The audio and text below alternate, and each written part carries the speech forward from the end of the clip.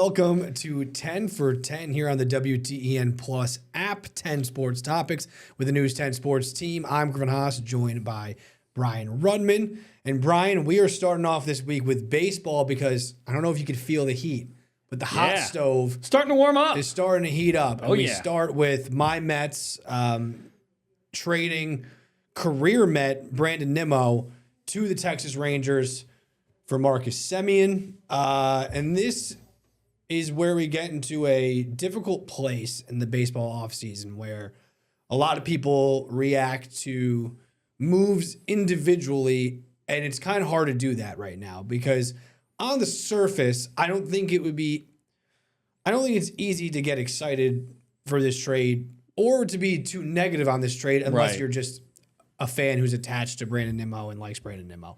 But they fill second base where they had some pieces. Now Semien's going to play second base. They improve their defense, which is what David Stearns has preached is, run prevention is what he keeps saying. Right. He doesn't say defense or pitching. Run prevention is the term. And that helps certainly up the middle with Semien, and now he'll be the double play partner with Lindor. But you create a hole in the outfield in a thin free agent outfield market. And you get rid of a guy who's been here since they drafted him in Brandon Nimmo since 2011 and has just been a consummate professional. So it's hard to not be a little bit disappointed in that. But the point is, you kind of need to see what the other moves are going to be throughout this offseason. Right. And it takes forever these days. Yeah. I saw a report today that says like this might be this way until late December, early January. Right. People are going to try the trade market before they start spending money. So as a Met fan, immediately it was kind of like, I don't really know if I love it. But when you look into it, and if it gives them flexibility to sign a Cody Bellinger and put him out in the outfield, you have to see what they do from here. I mean, there's no doubt that offensively they take a step back. Right. Nimmo hit 262, 25 homers, drove in 92 runs. 760 OPS, 760. Semien hit 230, 15 homers, 62 RBI, 669 OPS. So definitely a step back offensively, but a huge step forward defensively. Yeah, I think, the defense and the run prevention, like you talked about, is something that you're taking a step towards that. I also think it gives them the opportunity to get better in multiple spots. Like you said, there are guys who could play second base, but none with the experience that Semien has.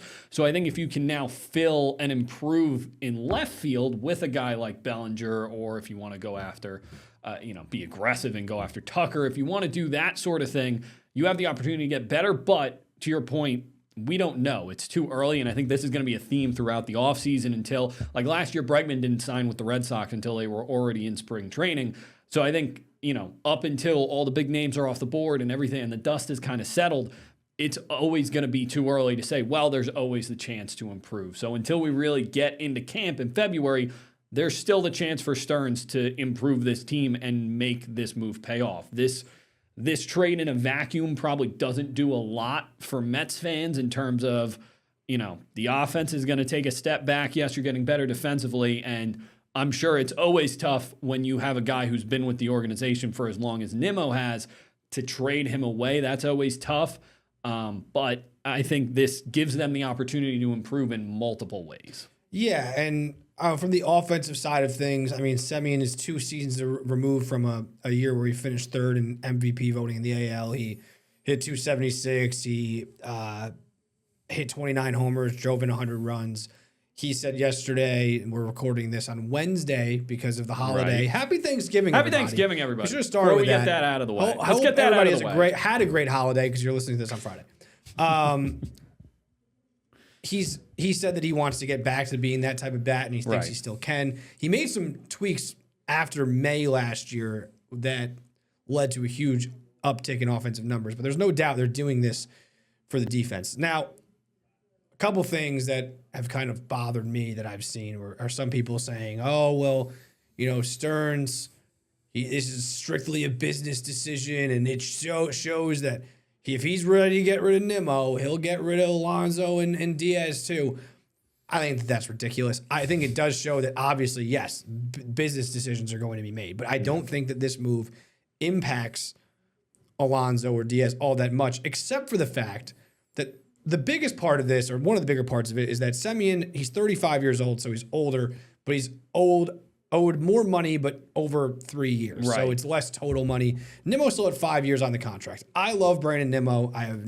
Don't like to speak poorly of Brandon Nimmo, but when they gave him that huge contract, he hasn't been the type of bat that you would like him to be. Right. To justify the contract. The numbers we talked about earlier, he hit 224 the year before with 23 homers, 90 runs driven. Just not you didn't not where it needs to be. Right. And you're going to pay him over the next 5 years. Defensively, you can't justify improving the defense and keep Nimmo and Alonso. Yeah. I think if you improve the defense in left field, maybe you can get away with bringing Pete back and still improving defensively. Also, Nimmo was trending towards, if you're going to improve the defense, at some point he would need DH at bats. I think that's going to be the case for Pete as well. He's going to play first base, but I think that he's also at some point going to, if you give him 4 or 5 years, trend toward DH at bats. If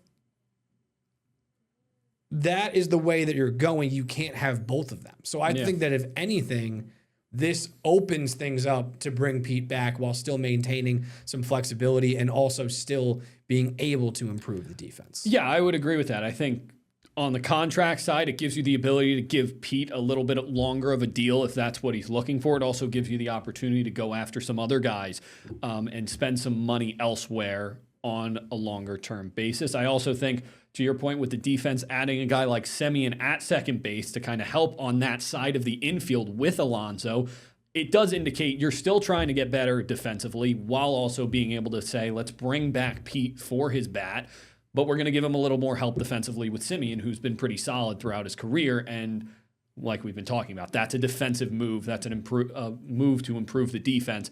You give him a little more help on that side of the infield, it opens the door to give Pete a longer-term contract like he's looking for and to bring him back and not sacrifice the defense. Yeah, and that's not to say that this move, I mean, we don't really know is made to bring Pete back or they're related. Right. But I just think the thought of like, oh, well, it just shows that anything's on the – I just think it's ridiculous.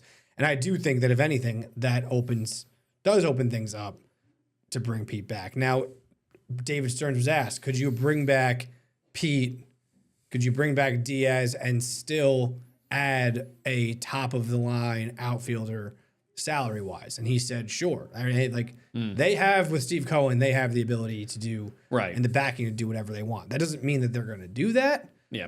Carson Benj is a name that Mets fans are going to hear a lot of at this point. He's a prospect that seems ready to go. He's going to play either center or left field.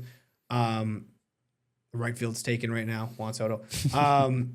So he's going to play center or left. So that is a guy that could be ready, but you don't really want to necessarily pen that name in just because you want him to earn it in the spring. But he is a guy that could impact the big league ball club at some point this year.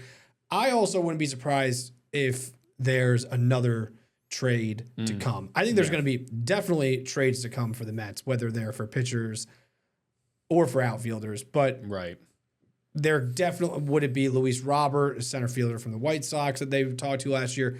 Whoever it might be, obviously Fernando Tatis on the Padres has gotten flown out there. I can't see them moving him, but I think that there's going to be more trades on the horizon because if you look at the infield now, you put Marcus Semien at second base.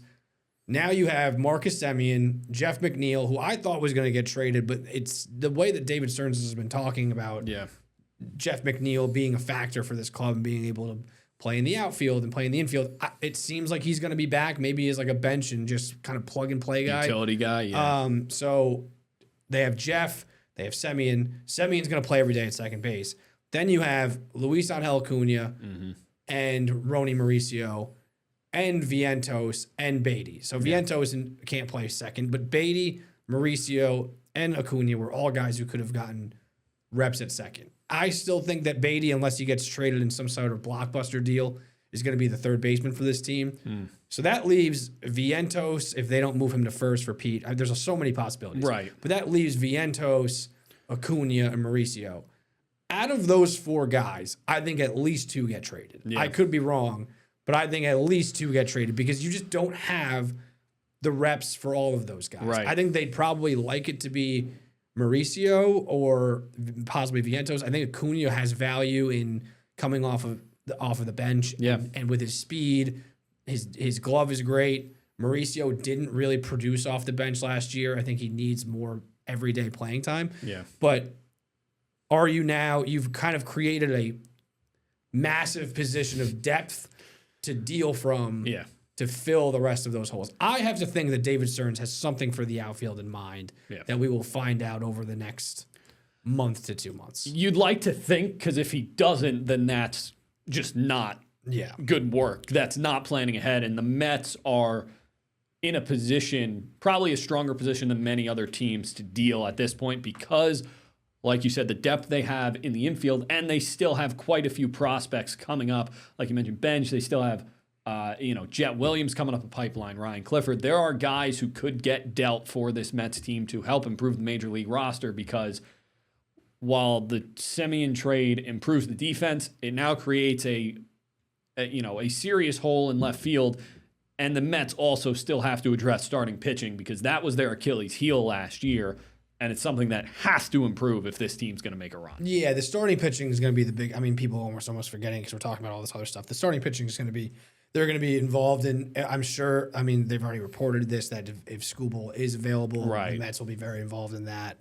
They're going to be involved in any starting pitcher that they could possibly trade for. So I think those are where the big bullets might go. You know, the Jet Williams, the Jonah Tongs, and Brandon Sproats of the world are probably going to be maybe geared towards pitching, but you still have these other guys that you can move, lesser prospects. Ryan Clifford's a guy who can play first base, who is going to be ready this year or next. So they have a lot of the Mets have one of the best farms in baseball. Yeah. They've built it, and that's what on purpose Steve Cohen has always talked about being like the Dodgers. You spend money, but you want to build up the prospects.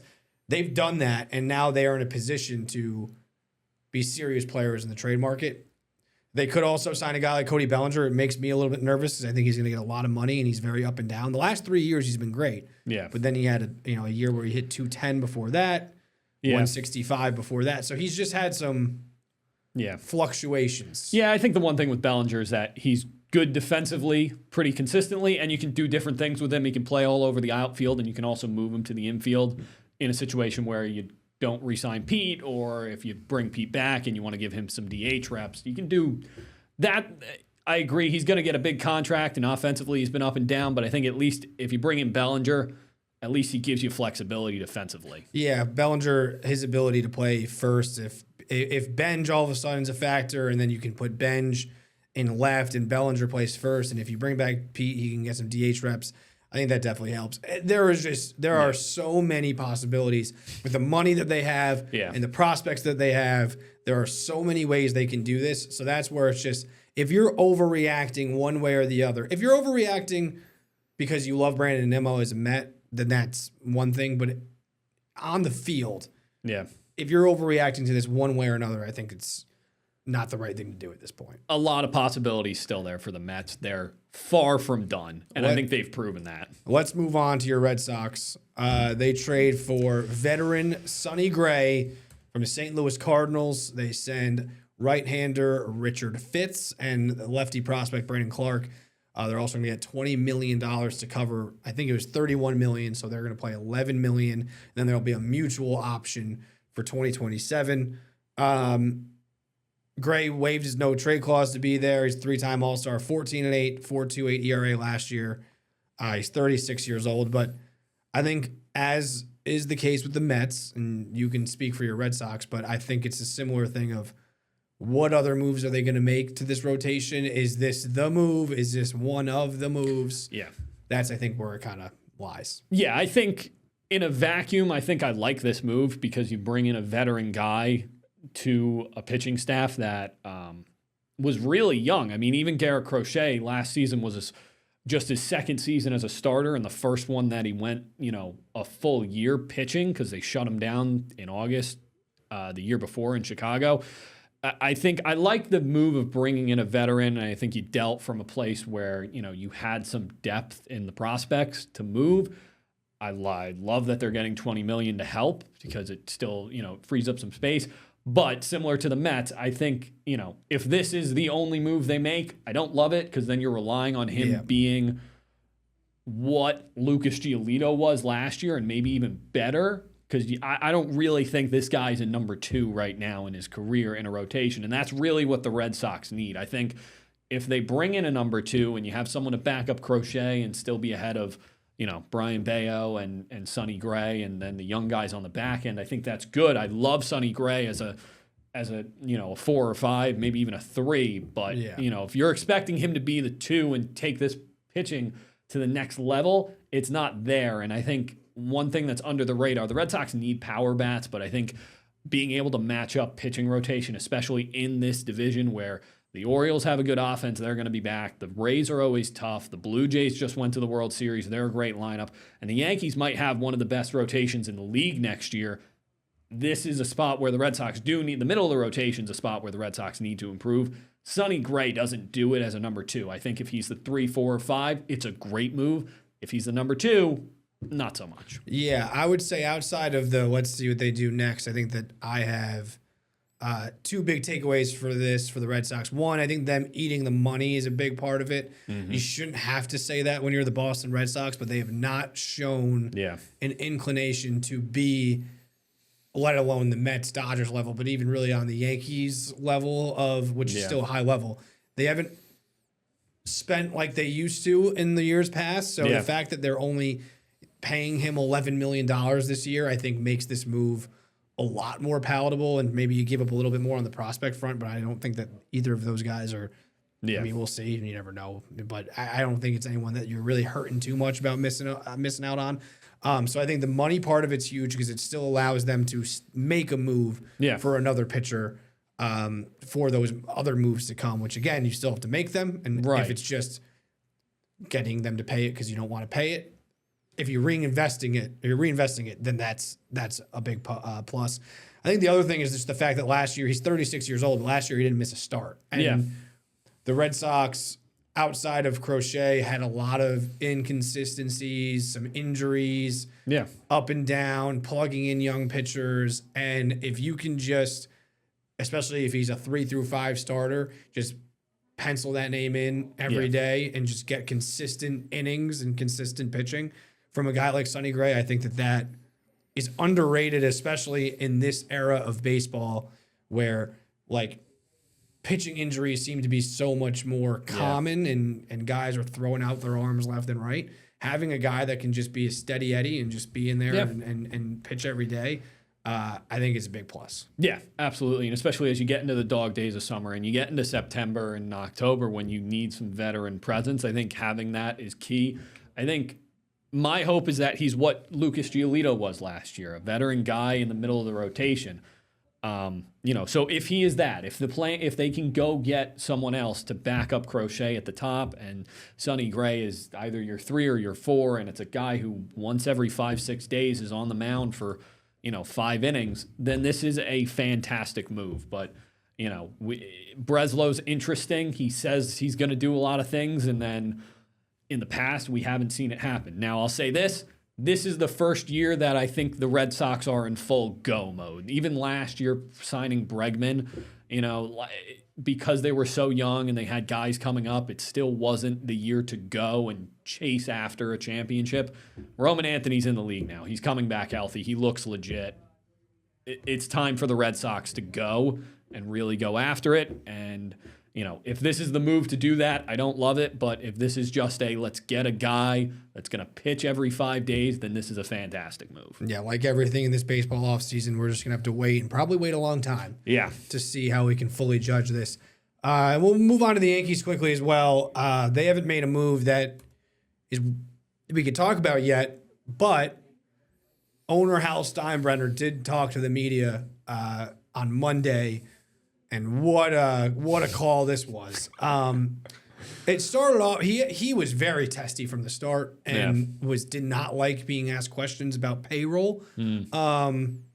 Of course, he has said in the past that he wanted to lower their payroll. Their payroll was $319 million last year, and he has said that he has wanted to lower it.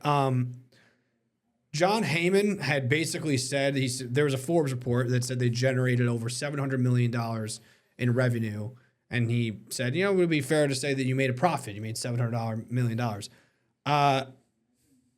Hal said that was not fair. That was not a fair statement to make, and said, well, you should probably look into the expenses as well.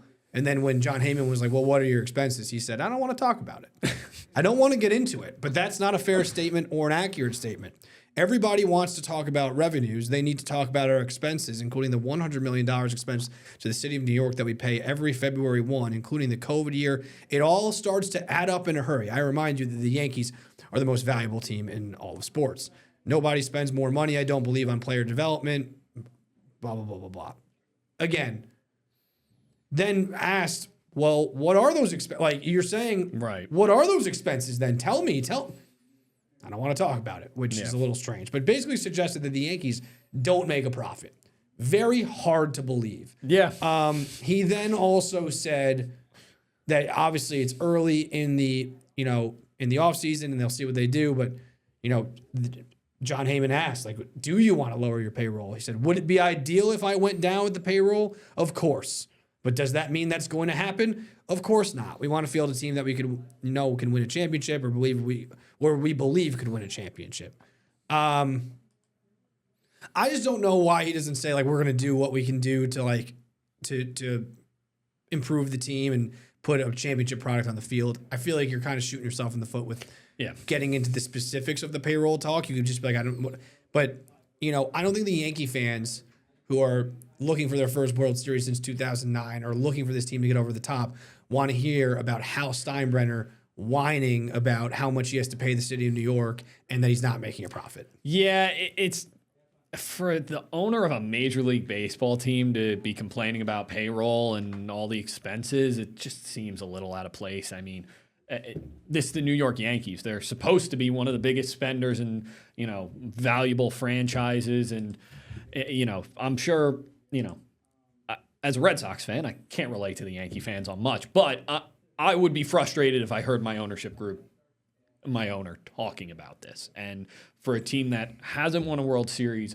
since 2009 and, a team that likes to hype up their rings and all the winning they've done, let's be honest, they haven't done much winning in the last 15 years. They haven't done much competing for championships. They went to one World Series since 2009. It was last year, and they got embarrassed in 5 games by the Dodgers. The Dodgers are the team that spends the most on everything, and they're in the World Series every year and winning a lot of them. Yeah, he also said, like, oh, well, look at what high payrolls got, me and the Mets. He said, like, I was in the Mets. Look what it got us. We didn't win. Well, the Dodgers spent the most money and won. So what kind of point is that? That's a really ridiculous point. Now, again, they spend money. It's not a criticism that they don't spend money. They're 4th in payroll last year behind the Dodgers, Mets, and Phillies. They spend plenty. It's not a criticism that they don't spend. But it is a criticism of stop complaining about spending. You made, I don't know the expenses, but you made $700 million reportedly last year. I can't imagine that you're taking a massive loss. And again, I know this isn't exactly money in the bank, but the Yankees are valued at $8.2 billion. And not only do they make money from the team, but they make money from the Yes Network, which generates a lot of money. And again, I'm not counting the Yankees' money here, but you don't have to, complain when you're the New York Yankees about, it's not what Yankee fans want to hear. Right. No, especially from a franchise that for years, when they were winning all the championships, they were the ones spending the money, right? This is a team who was spending money on high-level players, and they were getting the payoff for it. Right now, it hasn't because they haven't brought in the right guys and they haven't put it together. But, Yankee fans who haven't won a championship in 15 years, haven't seen their team lift the trophy in 15 years, don't want to hear you complaining about payroll. They don't want to hear you complaining about expenses. And it seems like they're pessimistic about bringing back Bellinger, who's going to get a lot of money, and this kind of paints the picture as to possibly why. And also it paints the picture of, we've talked about Trent Grisham signing for the $20+ million for the qualifying offer. That move matters a lot because it does seem like they would, in an ideal world, like to cut the payroll. Yeah. But we're going to take a quick break. When we come back, we're talking Giants and Brian's New York Giants.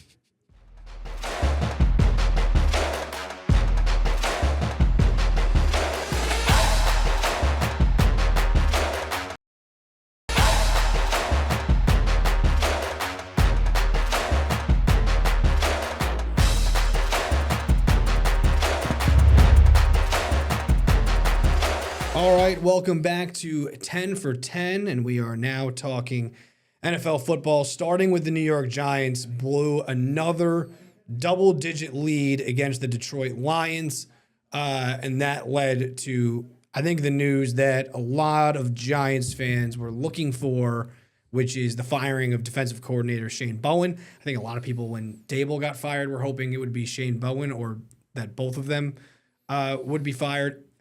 It was the 5th time this season that the defense has allowed a 10-point lead to slip away. It ties an NFL record.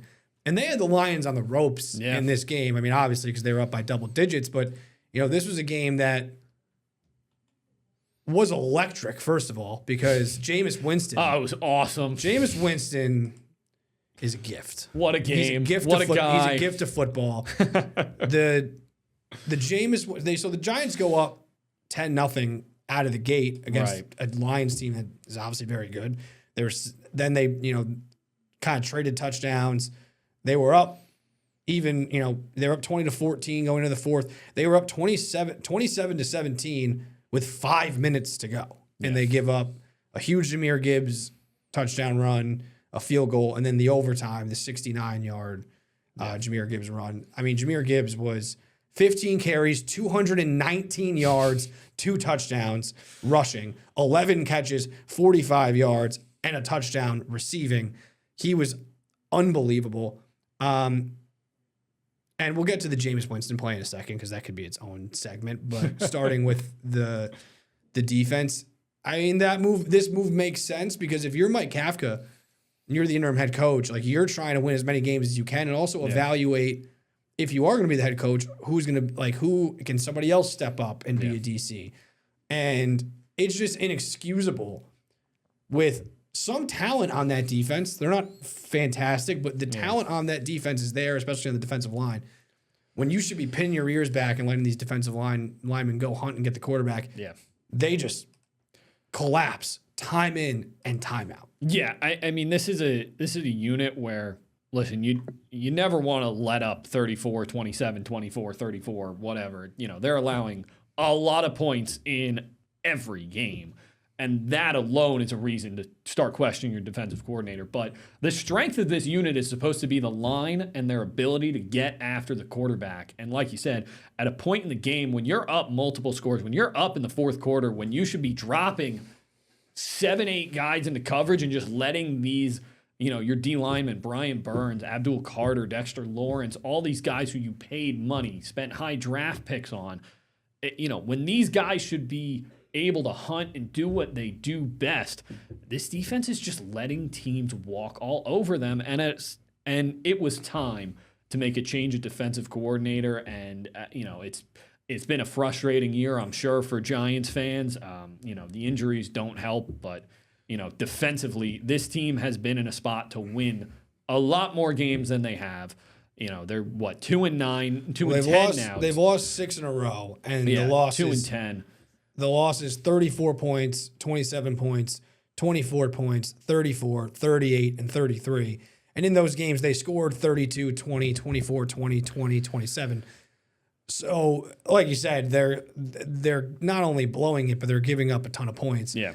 And I think it goes back to, when you look at it, obviously some blame in these games goes to coaches, some blame goes to players. For me, it goes back to the Denver game that started this 6-game skid, which Jackson Dart, leads them on that drive, and they blow a crazy lead in the fourth quarter and give up 33 points in the fourth to the Broncos, which a lot of people wanted Bowen fired at that point, where they were just schematically doing things that didn't make sense, just sitting back and letting the Broncos dink and dunk and dink and dunk and dink and dunk all the way down the field. And just nothing was made hard for the Denver offense. They just kind of gave it to them. Yeah. So I think that was one indication where schematically it just was not the right fit. Yeah. And now Charlie Bolin will take over. So that gives him an opportunity to see, what he has. And, again, Kafka's got to be worried about, winning as many games, putting his best foot forward, not only for the Giants, but also for other teams that might, be looking for a head coach. So Charlie Bolin was the outside linebackers coach. Do with that what you will. But yeah, it gives an opportunity to see, does this look different with another guy calling the plays?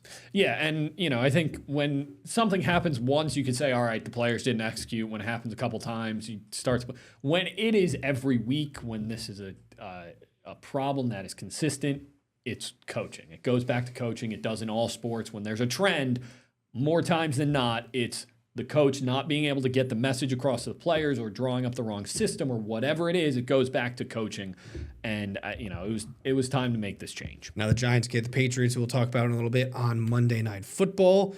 But let's move on to the Jets, and quiet week for the New York Jets. Yeah. This is no real Aaron Glenn press conference moment of the week, so we're not going to get the drop. They lose to the Ravens. Not really a surprise, 23-20 or 23-10, excuse me.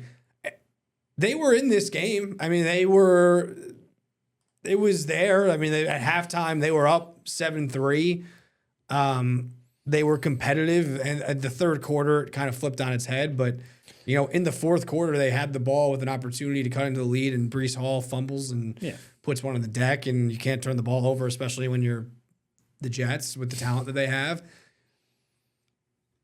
Not a lot to take from this game, I don't think. I mean, they played hard. Tyrod Taylor in his first start, 17-28, 222 yards, a pick and a touchdown. This game happened. Yeah.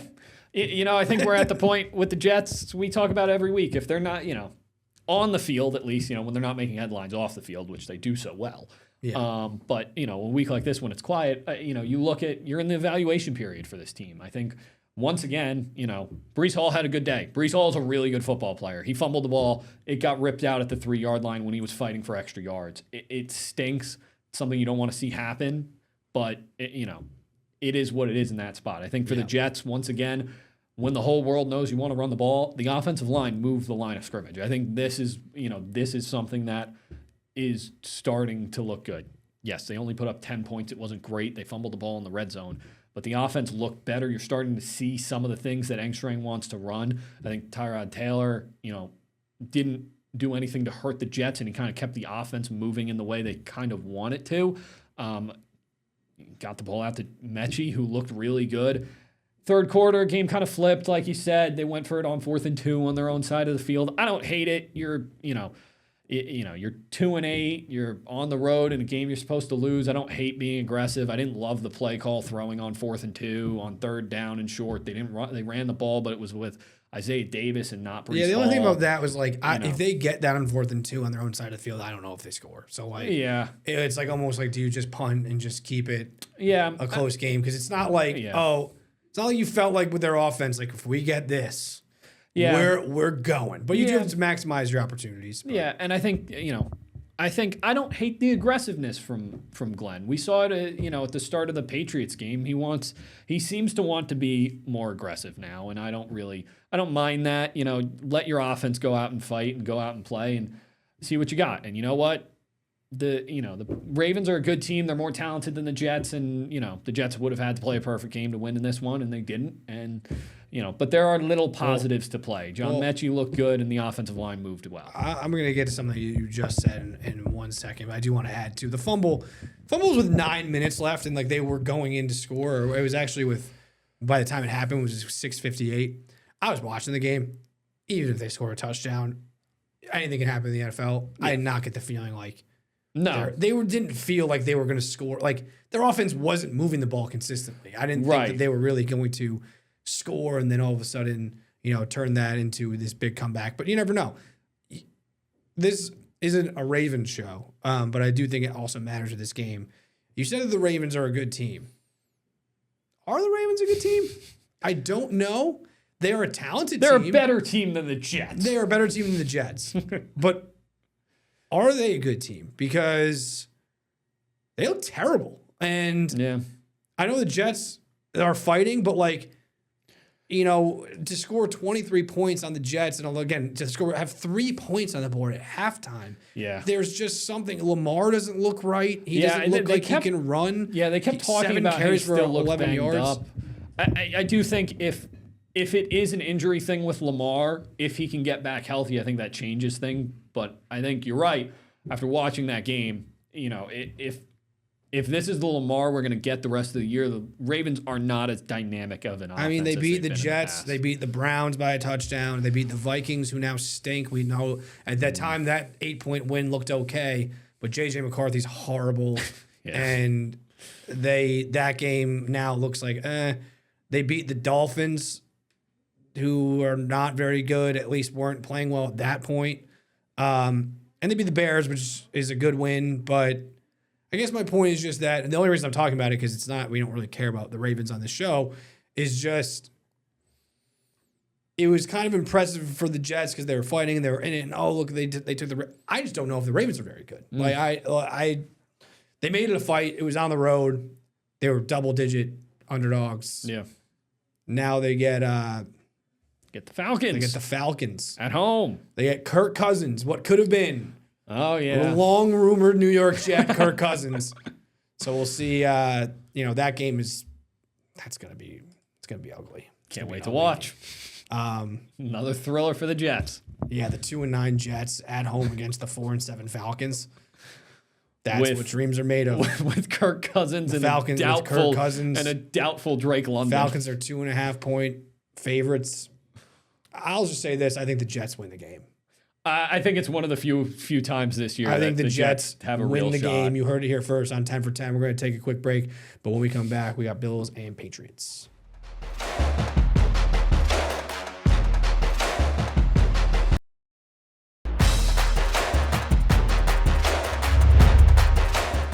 All right, welcome back to 10 for 10, and now we are talking about the Buffalo Bills, and we don't have a game to speak about because we just talked about their game last week. They played Thursday night. I stayed and did a little wrap after the mind-boggling, weird loss to the Houston Texans on Thursday night, 23-19. They converted that 4th and 27. It looked like they were going to come back and win the game, and then the fall just short. And now the Bills go and play the Steelers on the road, and this is a game that they have to have. I think they need to win out to win this division. 2.5 back of the Patriots. They still play the Patriots again, but they need every game they can to win the division. And also, I think just to stay in comfortable playoff position, because 8-4 and 7-5, and especially with the way the playoff picture looks right now, is a lot different. And all of a sudden, 7-5, you start worrying about, is this team going to make the playoffs? Absolutely. And you start looking at this playoff picture right now. The 3 teams who have the wild card, the Jaguars, the Chargers, and the Bills, all at 7-4. Guess who's right behind the Bills? It's the Texans, who they just lost to and don't have the head-to-head over. Yep. The Steelers, who they play this week, and then the Chiefs. The Bills win over the Chiefs now becomes huge. When we talk in August, we think that Bills-Chiefs game is going to be huge for playoff seeding. Right now, it's just huge for who gets into the playoffs because they're both in trouble at this point, especially if the Bills lose this game. This is really, when you look at the playoff picture, this is a huge, huge game for the Bills. Last week, I understand the Texans' defense is very good, and they showed it on Thursday night, and going on the road on a short week is never easy. You're playing a backup quarterback. The Bills, if they're going to be a team that competes the way that they talk about wanting to compete, the way their fans want them to compete, that's a game you got to have. I don't care what happens. That's just a game you got to have. They didn't. It raises a lot of questions once again, especially about the defense in terms of, Yeah, it's about varying expectations where it's like you said, like if you're a team that wants to be a team that wins it all, those are the time. Like if you're content with, we just want to make, it's a hard game. But like those are good, really good teams win hard games. Yeah. And the Texans defense is great. Now you look at the Steelers, and the Steelers are at 6-5. They're right below the Bills. Yeah. And they're, tied with the Ravens, who they still have to play twice in the division. So they need this game. Both teams need this game. And the Steelers are a 3.5-point underdog. And Mike Tomlin, Steelers head coach, as a home dog underdog. The numbers are crazy of what he does in that spot. So that's not a spot that any team wants to be in. The Bills are the better team. We'll see if Aaron Rodgers plays. He has a left wrist break. Otherwise, it'll be Mason Rudolph. I think they should win this game. Yeah. But it's a spot, and the NFL is about spots, and it's a bad spot playing a Steelers team that's coming off of a close game against the Bears. They need this game. And there are just a lot of teams in the mix, like below the Bills. You have the Texans, you have the Jaguars and the Texans, you have the Steelers, the Chiefs, and I'm just gonna float it out there. And I don't think it's gonna happen. I'm not gonna allow myself to think it's gonna happen. But the Dolphins play the Saints, the Jets, the Steelers, and the Bengals. Is it impossible that they all of a sudden could be 5-7, 6-7, 7-7, 8-7, and then they play the Buccaneers, who that game is now not? I mean, they Baker will probably be healthy at that point, and then they play the Patriots, who might not be playing for anything. I'm not saying. I'm just saying. There are a lot of teams that are going to be in this mix, and the Bills don't want to put themselves in a position where they're also battling for this, because the Chargers are also 7-4, so they're another team. Right. They have a really tough schedule coming up. Yeah. So there are 10, maybe 11 teams that are all kind of jockeying for playoff position right now. So we'll see how that goes on Sunday, but it is a game that I think that they need to have, because then they play the Patriots in a couple weeks. That's a tough game. So it's not time to press the panic button, but they would be playing the Steelers and the Bengals with Joe Burrow, the Patriots. They got the Eagles later in the year. Like, you just don't want to put yourself in that spot. Yeah, no, you really can't afford it, because if you back yourself into a corner if you lose this game, because then really your path has to be winning out. And, because there are enough teams with talent, and, I understand the Bills beat the Chiefs, which is a huge win for them, especially tiebreaker now. The Chiefs are a team who find ways to win when it matters most. And not that the Bills don't especially in the regular season, but that's not a team I want to be competing with down the stretch for playoff Let's position. move on to the Patriots real quick. The Patriots beat the Bengals 26-20. They got out to a lead. But they kind of controlled this game throughout. The Bengals had the ball late with a chance to take the lead, but Patriots were kind of in the driver's seat of this one. The big news, they lose Will Campbell. He's going on the IR. He could return week 18. We'll see. It does sound like he's not going to be out for the season, which is big for them, because, he's a huge part of what they do, and a huge part of why Drake May's been able to have the success that he's had. So that's the bigger than even the win is losing him, but hopefully they'll get him back. They play the Giants this week, so a tough test right out of the gate, even though the Giants are 2-10. The reason I say tough test is just because they do have a very strong defensive line. Yeah, we talked about it. That's supposed to be the strength of that defense, and we've talked about it. New defensive coordinator, you don't know. Maybe they're going to start throwing crazy blitzes. Maybe they're starting to attack that left side now that Will Campbell's out, and it's also he's been such an anchor for that team. How does it affect the run game too? Are you going to start having to run more to the right side, more between the tackles, instead of, running to that left side behind Will Campbell? So, we'll see how this team responds. They're going to get tested because, Giants this week, tough assignment because of how many good pass rushers they have. Still a game they should win. Still a game they should win. Home, Monday night, still a game they should win. Bye week, then the Bills. And if the Patriots win these next two games, they wrap up the division. That's it. They win the division. And they have a bye week, like you said, before the Bills. So that gives, if they can just sneak out, it doesn't have to be pretty, just win this game against the Giants and go into the bye week with a spot to be playing for the division at home against the Bills. That's a nice spot to be in. Yeah. And even if they drop that game, they have the Ravens, Jets, and Dolphins coming up for Yeah. But I mean, they can earn a bye in the playoffs. I mean, they're in the driver's seat to be able to get the top seed, and so every one of these games is going to matter until they lock that up, and then that would give Will Campbell potentially an extra week that would to be rest. huge. So that could be big for all the players, but particularly him. So Monday Night Football, Giants, Patriots. We will need to take a quick break, but when we come back, we will talk Albany Cup, Siena men's, and UAlbany men's basketball.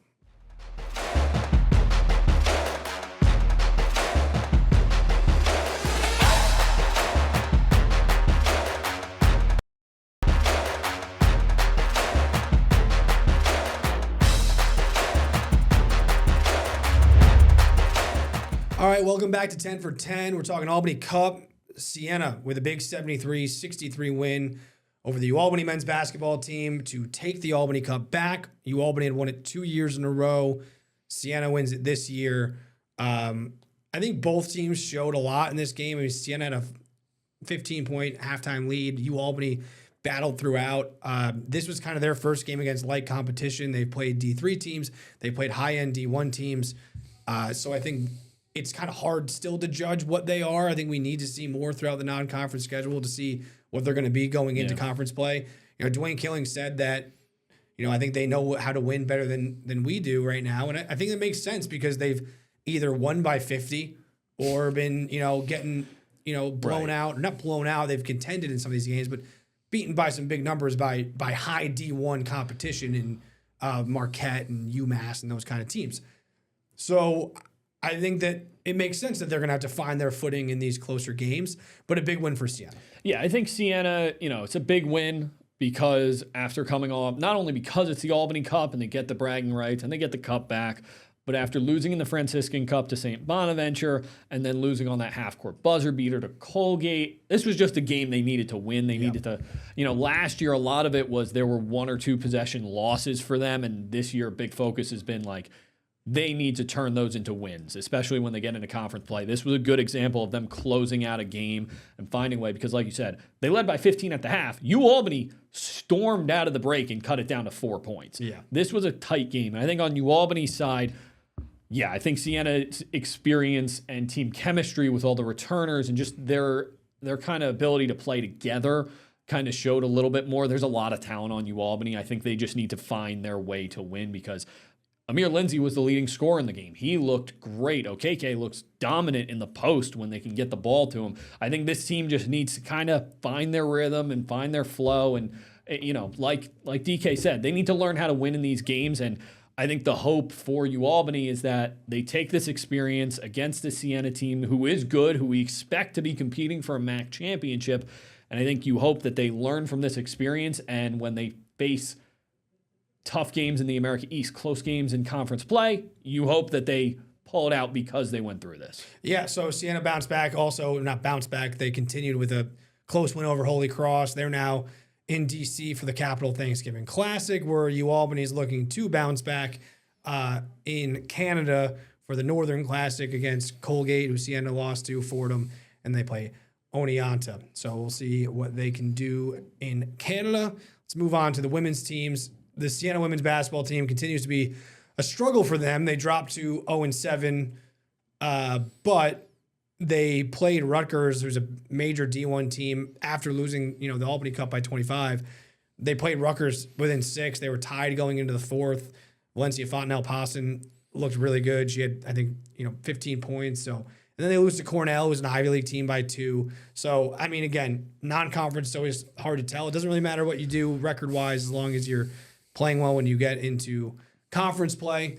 On the other side of it, UAlbany just blew past RPI, which makes sense because they're a Division III team, but also beat St. Bonaventure, and this is their first loss of the season. So now they are 5-2. So I think UAlbany looks like a team that is maybe not a finished product. Obviously, you want to continue to grow, but they are looking, I think, ahead of schedule. A part of that is Amaya Stewart.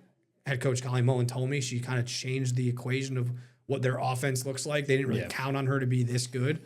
So that kind of changes things. But they they're looking pretty good. Yeah, I think for UAlbany, much quicker than we expected. They kind of got back to what they were doing last year, where last year, they had Kayla Cooper, the America East Player of the Year, a great player in the post and a huge impact for this team, and they were able to work inside out. I think Amaya Stewart has stepped into that role much quicker than anyone anticipated. Like you said, even Coach Mullen, much quicker than she thought. And now they can kind of get into some of those sets they ran last year, and they kind of seem to be in a rhythm right now. This UAlbany team looks really good. Yeah, Colleen told me that she's like, we just literally look at what we had for Kayla and we just figure out, okay, what is Maya comfortable with things that we already have. But I think that conversation started because we talked about before the year how she thought the offense was going to take some time, but this has kind of changed things for them. Yeah. And they're, rolling already ahead of conference play. So we got to take a quick break, but when we come back, we're wrapping things up. We got 4 football teams still in the state semis. We're talking about it next.